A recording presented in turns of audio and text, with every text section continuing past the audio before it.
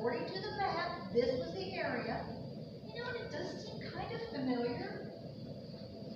What? I think I hear a creek up ahead. Oh, good. I hope I can recognize it after 47 years. Let's go see if it rings a bell. Well, I better yell at the girls to catch up. I don't want them to get lost. It's funny, after all these years, hearing you worry about the girls getting behind. Well, there still are girls, even if they do have families now. And they haven't changed that much. They still lag behind like they always did when our family hiked when they were growing up. Remember how Sarah would keep asking how much further a hike was going to be and then always complain about whatever the answer was? Always. But they didn't always lag behind. Remember Aubrey in the high school years? She would always walk with that board. I can't believe my parents are making me hide with them that way. And she would walk way out in front just in case we might meet somebody and they would think she was walking with her parents. I'd forgotten about that. Remember that one trip out here after Sarah graduated? All across the West, on every hike, there was Aubrey. Out there 50 yards ahead, walking with that I'm so mistreated look. I was always amazed that she could keep up such a pace while spending so much energy exuding disdain for the whole endeavor. Yeah, well, now they're back together and back to lagging behind. Sarah, Aubrey, catch up. There's no trail out here and I don't want us to get separated. We're coming! They're coming. They're not far behind. Let's go find that creek.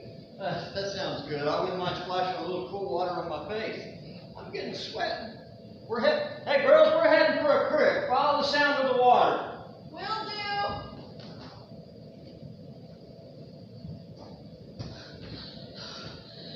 I can hear the creek up ahead. They must be going that way. Well, I'm going to sit down for a minute. How much farther are they going to go? You haven't changed a bit. We've been hiking for miles. Miles? Really? Maybe a mile and a half max. But we'll have to go all the way back too. That's generally how hiking works. You always made the same complaints when we were kids. I don't remember you being all that excited about our family hikes either. No, but I never let the folks know. They thought I loved every minute. And now, looking back, it wasn't all that bad. I really do have some great memories of the trips we took out from Oregon. We could have seen most of them just as well from the car. Yeah, still the same old Sarah. If we could have just driven the car through those slot canyons, you would have been thrilled. No, I have to admit, those slot canyons in Utah were worth it. I'm pretty sure you complained on those hikes too. Only on the way there. And maybe on the way back too. Remember walking up that one dry creek bed where it must have been 100 degrees and slogging around through loose sand with no shade. It was so miserable. But I'll admit, it was worth it once we got to the slot. Remember that one section where we had to take off our backpacks and turn sideways and walk through with the rocks pressing on both sides and that little strip of sky like 100 feet up there? That was a great one. A little claustrophobic though. I know. That was the great part. Just that little strip of space. And there we were, right at the rock bottom of it. But that's the odd thing. There's always some great destination to our hikes. And then here we are. We meet in Oregon and the folks take us up on the hills to take this hike. And there doesn't seem to be anything here except woods. Not even a trail. Just thinking. We could be back at the hotel with our families by the pool, but instead we're trudging through some generic woods. I know, it is odd, and almost like they're being secretive about it. You don't think they're Hansel and Greteling us, do you? Lead us out of the woods and double back and leave us out here? Maybe, but I thought any woods would do, and Mom was pretty specific about where we parked back in the library. Maybe that was because she knew where the gingerbread house was. Well, it would have been nice if she had gotten a little close to the car, so we wouldn't have to walk so far. I think the point was that the witch's gingerbread house was deep in the woods. The walking road is already deep in the woods, and we left all sides of civilization at least 10 miles ago, but that would have had to have been a pretty big oven enough to make a gingerbread to build a house. How far would you want to have to drag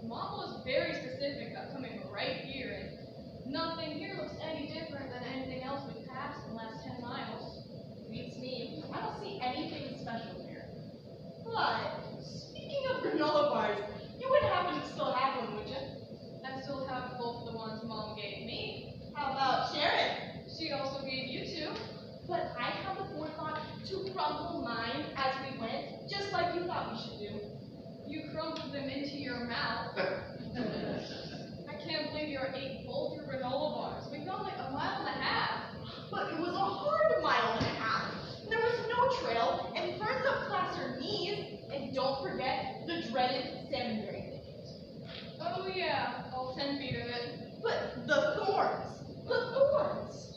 All of which could have been avoided if you hadn't tried a shortcut. I would have never believed they would have been so big. But, say, what if they really are leaving us out here? You're not serious. I am. Maybe Mom is finally taking her revenge. Revenge? Revenge for what?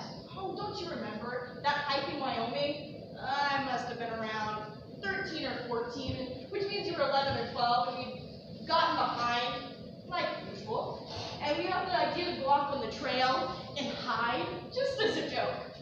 Oh, I remember. Mom was so mad. But I don't think we got the idea. I think it was you. But you went along with it. Remember, they came back yelling at us, and then for some reason, we thought they'd turn around, but they didn't. And they ended up going all the way back to the car, and then started back up the trail when we met them. Oh, I remember. Boy, it was lucky they didn't have cell phones back then. They would have had the National Guard out looking for us. Probably. Anyway, Mom was so mad and said, "Just you wait, I'll get you back someday." And you think, after 20 years, this is it? Really? It's the only explanation I can think of why they drugged us out here in the middle of the woods with no trail. They probably doubled back and left us lost in the woods. I bet Mom doesn't even remember. I didn't, until you reminded me. I think she does, and I think this is finally her revenge. Well, here they come, so much for that theory. Now don't mention us fighting all those years ago. No point reminding Mom of some stupid thing we did 20 years ago. Well, there you two are. We were starting to worry. So were we. We were starting to wonder if you and Dad were leading us out here to lose us in the woods. Like Hansel and Gretel? That's just what Aubrey said. Well, I think if we were going to do that, it would have made more sense when you were both children and we had to support both of you. Or better yet, when they were in college. Oh, yes, college. That would have made a lot of financial sense. Okay. So you didn't lead us out here to abandon us. But what's so special about this place? I was just saying to Aubrey that all those hikes on we used to go, they had a point. You know, something that we were supposed to see that was supposed to be fantastic. It. That's what we always call it. When we get to some great view or rock formation or something like that, we say we found it. The thing that made all the walking worth it. Yeah, I remember that. So, what is the it out here? And how much farther are we going to have to walk to get there? Ah, that age-old question. How much farther? It would not be a family hike without Sarah uttering those words. But really, Dad, what is it? It. You and Mom have been so secretive. Well, it turns out, and you'll be happy to hear this, Sarah, it is all around you. We are here. But this is just woods. No different from anything else out here. No, you're wrong there. There's something special about these particular woods. Your mother has a bit of a surprise for you. What is it, Mom? Well, as it turns out, I planted the trees in this particular part of the woods. You did what? I planted these trees. Well, not all of them, but some of them. Why? Well, it was something our school did when I was young. The 8th grade class would go out to some place that had been logged, and we plant trees. So, child labor. No, it was like a field trip. One day we used to take off school.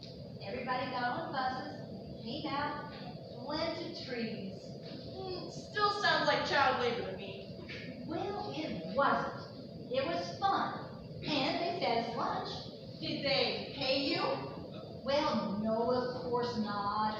Then it sounds like child slave labor.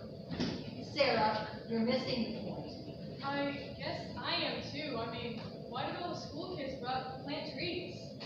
We just did. But why? Well, to be honest, I don't really remember. It was 27 years ago after all. But there must have been a reason. Well, I'm sure there was. And I'm pretty sure I probably knew what it was back then. But, well, I don't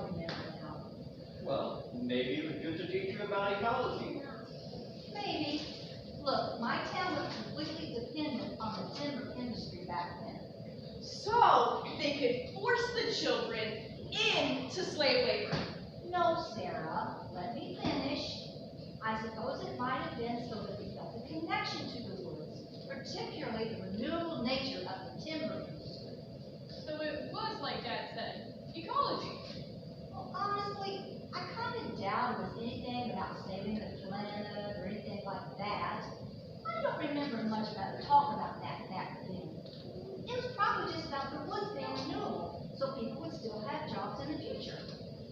Remember, back then, it was pretty much assumed that most of the boys in Reesport would end up working either in the woods logging or in the mills, and even some of the girls ended up working in the mills. My friend Terry, she worked for years in the ID mill. Of course, that was before all the mills shut down. Why did all the mills shut down? You always point out what it used to be when we came to visit Reedsport, but I don't remember you ever saying why they closed. I don't really know, to be honest. I just know that when I was in school, there were 5 in the area, and now there are none. Well, I can tell you why. One word. Money. Dad, that's the answer you always give why anything happens. Well, that's because that's almost always the answer to why anything happens. Okay, I think we've gotten a little off the subject. Which subject? The trees. Whatever the reason, the point is I planted some of these trees around us. I can't believe they just sent kids out in the woods to plant trees. They didn't. This whole area had been logged. It was bare ground when we were here. That is pretty cool to think about, that this whole barren and now it's a full-grown forest. Yeah. Now you're starting to get it. Yeah, that is pretty cool, Mom. So, do you remember which of these trees you planted? Well, of course not. I wasn't even sure we were in the right place until your father and I went down to the creek. Then I could tell it was the creek that we sat by when we had lunch. I'm still sort of surprised they picked a place so far from the logging road. Did you have to carry all the trees away from the road? Well, there was a road down here back then. Remember those boulders where we parked today? Those were put there to block the old spur road from when they logged all of this. I don't see any road. Well, it's been 47 years. Once they were finished, I think they blocked off that road and they even replanted trees where the road was. Do you remember how many trees you planted? No, honestly, I really don't remember much about the whole thing at all, other than that we got to come out in the woods on the bus. I didn't even remember where we came, but it turns out the Forest Service had a map and could show us. And I remember we went out in pairs and planted trees, and then we had lunch. Why'd you go out in pairs? Oh, well, see, they paired the boys and the girls. The boys dug the holes, and the girls put the trees in the holes. That's kind of sweet. Did you get to pair with your boyfriend? I didn't have a boyfriend in 8th grade. Besides, I think they just put people together randomly. Did you at least get one of the cute boys? Well, I don't think that's pertinent. Oh, Dad, you weren't just an 8th grade boy from 48 years ago, are you? 47 years, and there's no need for your dad to be jealous. I was paired with the shyest boy in our class, Arnold Foster. He was this tiny little boy and just always looked like he wanted to disappear. I don't think he said a single word to me the whole time we were planting trees. Well, maybe you turned out to be a real ladies' man when you grew up. No, he didn't. How do you know? Did you keep in touch with him? Were you Facebook friends? There was no Facebook back then. Yeah, that's right, Aubrey. They wrote notes and tied them to rocks. Very funny. But what about, whatever his name was? Arnold Foster. So what about Arnold Foster? What became of him? Yeah, Mom. What became of the mysterious Arnold Foster? He died. Oh, boy. That took a quick, dark turn. Death often does. He didn't die while you were tree planting, did he? Oh, now, Sarah, don't be ridiculous. He didn't die tree planting. Actually, he did. What? Come on, Mom. I was just joking. Yes, I know. But he did. Are you serious, Mom? Yes, I'm afraid I am. I can't believe it. We've been married 38 years, and I've never heard anything about this before. I just never wanted to talk about it. It was pretty traumatizing. Well, what happened to him? Was it some kind of accident? Nobody knows. What do you mean, nobody knows? I mean, nobody knows what happened to him. After we finished planting the trees, we came back to where they were serving lunch. I got my lunch and went back down to the creek with my friends to eat. And that was the last I saw of Arnold. He didn't eat with you? No, like I said, he was the shyest boy in school. Never even talked to him or hadn't even been around me much before that day. So when we were done planting the trees, I just went off with my friends. So, what did Arnold do? That's the point. Nobody knows. Like I said before, he always looked like he just wanted to shrivel up and disappear. Well, that day, he did. Nobody remembers seeing him after we got back to planting trees. He just disappeared. And nobody noticed he was gone? Well, not until we got back on the bus. When the teachers did a head count, they realized that someone was missing. It took a while before they figured out who it was. But they had to go and look for him once they realized he was missing. Well, of course they did. We all sat on the buses while the teachers and the Forest Servicemen searched. Eventually, the buses went back to town and they organized this huge search of the woods. And nothing. They never found a sign of him. They searched for weeks and nothing. He was never found. How could an 8th grade boy just disappear? I don't know. Nobody knows. He was just gone. That is just so awful. I can't imagine what his parents went through. Yes, it was terrible. Their son was lost without a sign. But I still don't see how that happened.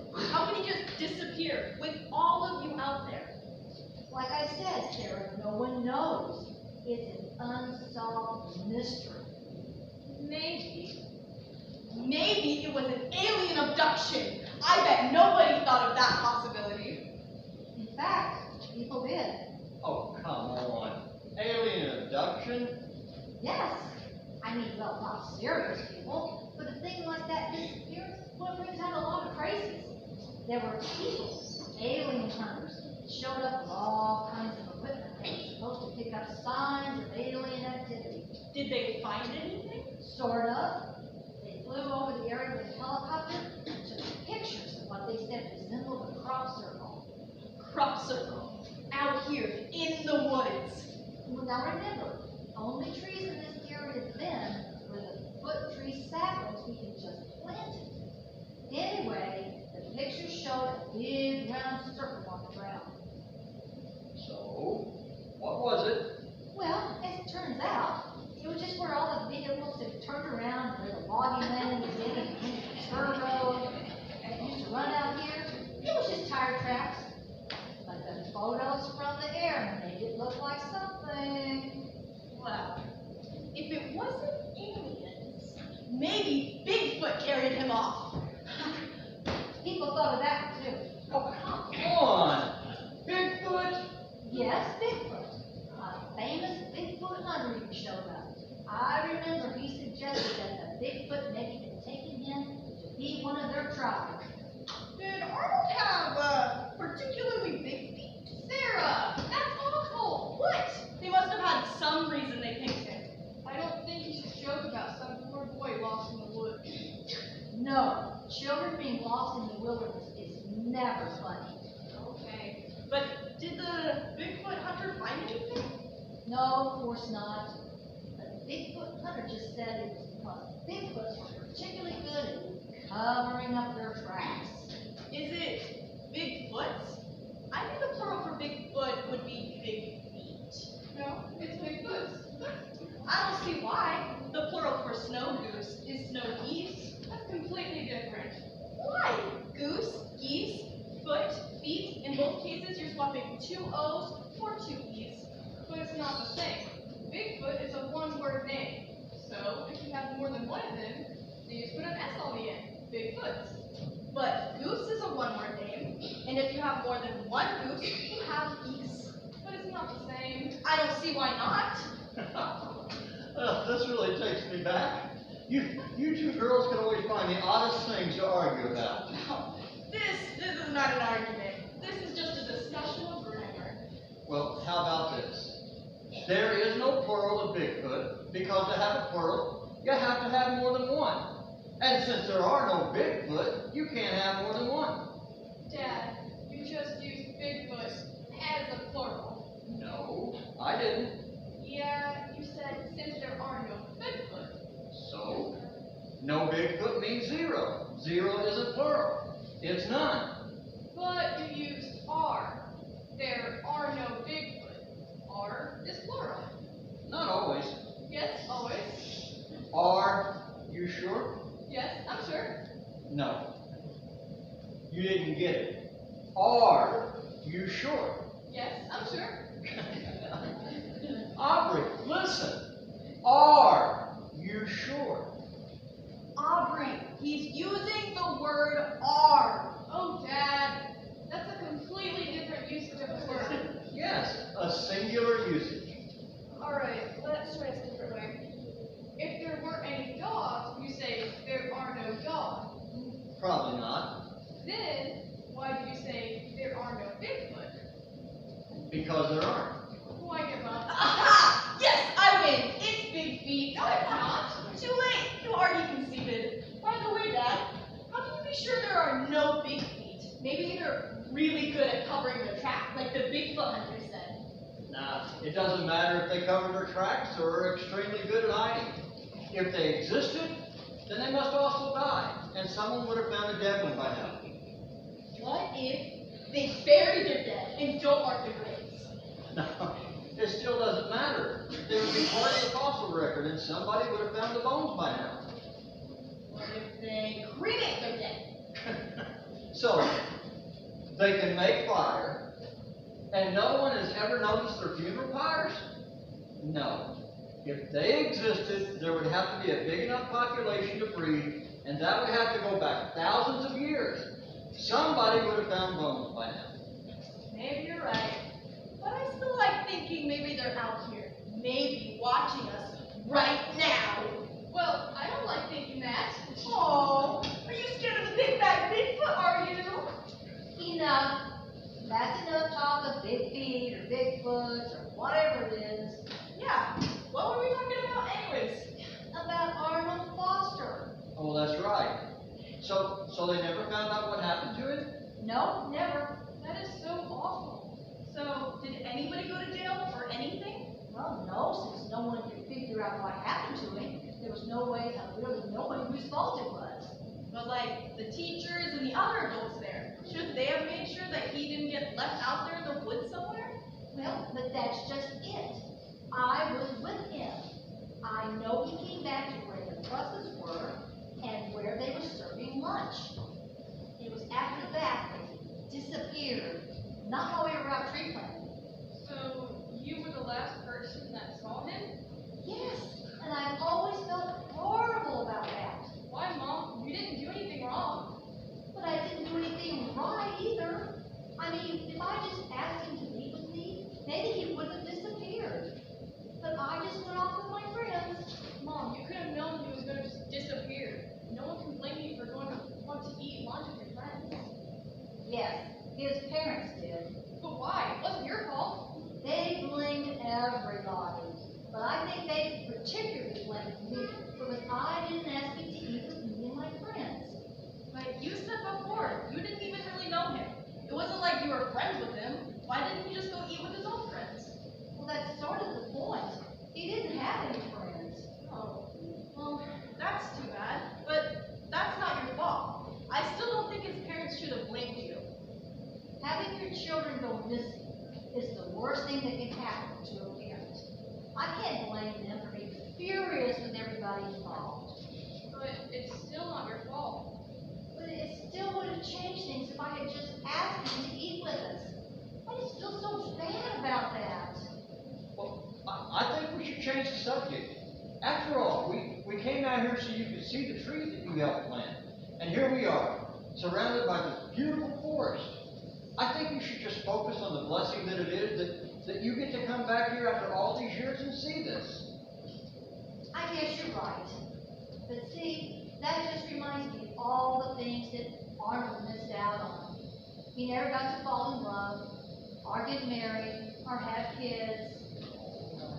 Now, it was a long time ago, and you couldn't know he'd disappear, or even if it would have made a difference if you'd asked him to eat lunch with you. I mean, if he was as shy as you said, he probably wouldn't have accepted the offer anyway. But I can't know that. Of course not, but the past is always littered with what ifs. For every bad thing that happens, there's always something different you could have done if you'd only known. But you can't know unless you're some kind of psychic. No point in beating yourself up over something you couldn't possibly foresee. Yes, I'm sure you're right. But it's not easy to give up the what ifs. But Mom, there's something else too. If he was never found, how do you even know for sure he didn't survive out here somewhere? How? And for all you know, still be alive. I don't think that's possible. I'm just saying, you can't know for sure. Yes, and it's that uncertainty that I'm sure ate his parents the rest of their lives. As I said before, your children being lost is the worst thing that can happen to a parent. I guess you're right. But anyway, no more what ifs. Why don't we just enjoy being out here in the woods and let's go back down to that stream. There's some nice little rock ledges down there. The water tumbles over like miniature waterfalls. It really is quite beautiful. You're right. Enough about the past. Let's just enjoy being out here in the woods. And that really is a nice little stream, so let's go sit down there and have a snack. Oh, God, do you have any more granola bars? You already ate the ones I gave you? Maybe? Well, it's nice to know that some things never change. I brought extras. Oh, good. Mom, why don't you and Dad go ahead? We'll be along in a minute. All right, but remember, follow the sound of the water. It's just a little ways to the stream. Okay, we won't get lost. Go ahead. All right. Come on, Phyllis. Let's go back to the stream. I could use a little bit more cold water splashing on my forehead. Okay. Why did you want to stay behind? Because I was thinking about that time we hit and made Mom and Dad think we were lost. Well, what about it? Well, just think how desperate they must have been. Particularly Mom after what happened to Arnold Foster. Yeah, I see what you mean. Like Mom said, it's hard to think of something worse than your children being missing. Yeah, I feel awful about what we did. Me too. But look, kids do awful things. That's why we have kids, so they can do thoughtless, stupid things to get us back to what we did. Is that why you have kids? Oh, you know the expression. Paying for your raising. I guess, but boy, what a strange story about that kid. It really made me think about what we did. Yeah, that's it. You don't think she made that up, do you? Why would she make that up? To make us think about what we did. Oh, come on. That was 20 years ago. Why would she make up a story all this time later and drag us all the way out in the woods to tell us, just make us feel bad about something we didn't do with kids? She did say she would get us back someday. 20 years is a long time to wait for revenge. Yes, but you have to admit, that's a pretty hard to believe tale that some kid just disappeared from a tree planting field trip. I admit that. It is a strange thing to happen. But strange things do happen, and I don't think Mom would go through all that trouble just to get us back. I think you're just being paranoid. Maybe, but I'm still skeptical. Okay, you be skeptical. Let's go find a cook before they start worrying again. Or eat all those granola bars. Sure, that too.